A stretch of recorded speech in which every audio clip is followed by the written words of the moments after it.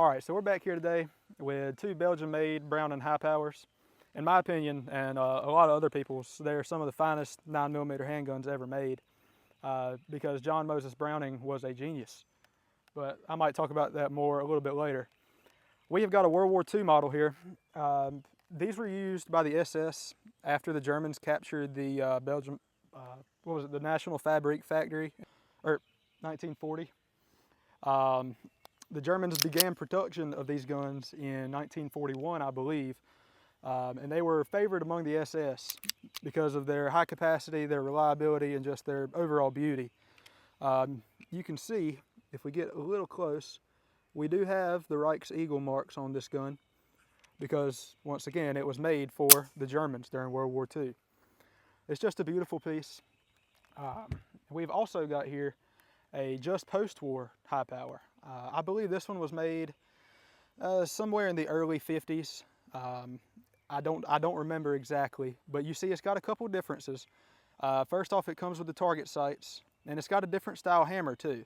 This one's just an old school spur hammer, whereas the ones made by the Germans use the loop hammer. A couple other aesthetic differences too in the slide. You see this one's got a hole here, just like most of the modern-ish Hipowers you see. Got a hole on this side as well. You see this one's got an extra finger hole on that slide. So once again, they're the same gun, just made a few years apart, and you can see there are a few key differences in them. All right, so the World War II model is actually not my gun, and it does have a story attached to it like many war guns do. So I'm going to let the owner of the gun tell you a bit more about the story and about how it was captured and brought to the U.S. All right, we're changing voices here. So, as you can see here, JEA is inscribed on the slide and then the frame of this Hipower here. He did that to prevent theft of like one of the other soldiers stealing it from him or anything else. They can trace it back. This pistol was found in a field in Germany, face down in the mud. So you can see here how it's a lot more worn down on this side of the grips, and then this side it's not as worn down.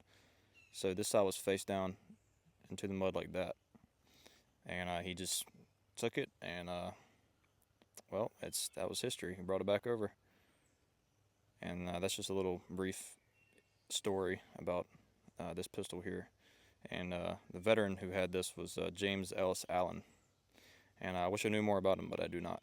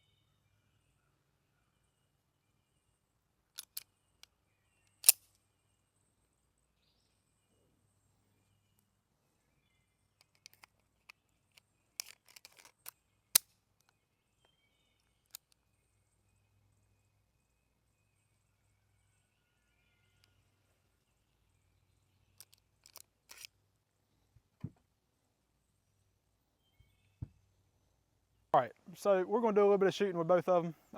You know, they're the same gun, different era. This is the SS marked Hipower from World War II. I think it was made about 1942, if I remember right. But we're just going to do a little bit of shooting. I ain't going to call it an accuracy test because I ain't accurate. All right, we're just going to do a little bit of shooting.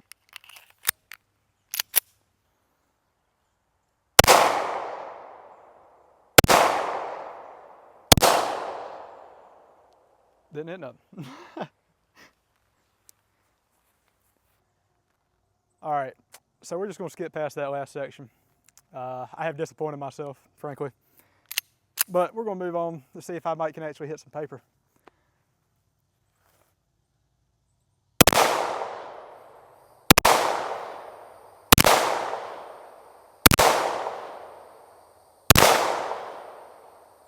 So I can hit it a couple times apparently.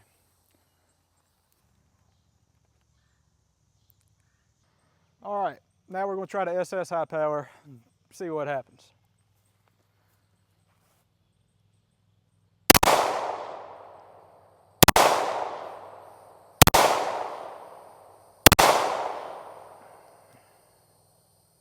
Got a malfunction.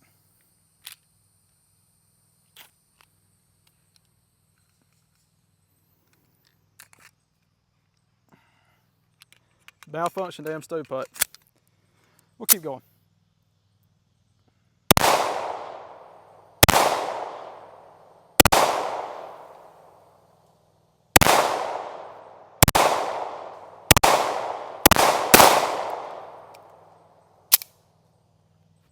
Still not good.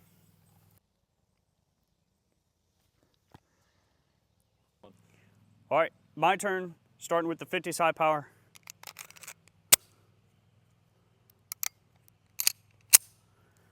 All right. Hope I can do better. Oh boy.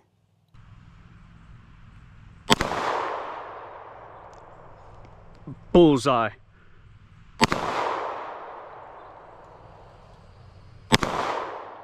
Ooh.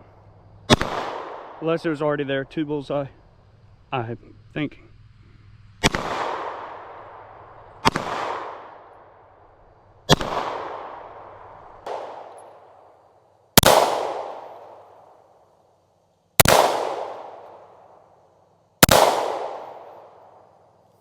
There we go. Mag in, drop that hammer. 3, 1, 2, 3.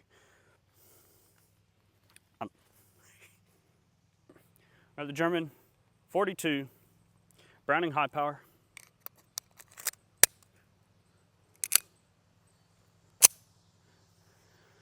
Let's see how accurate we can be with this. Been hearing it shoots high, so.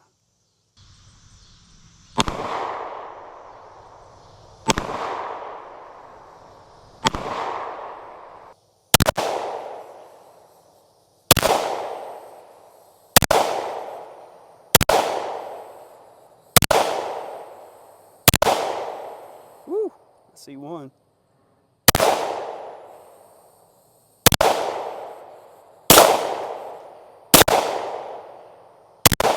That was a hard miss. Ooh.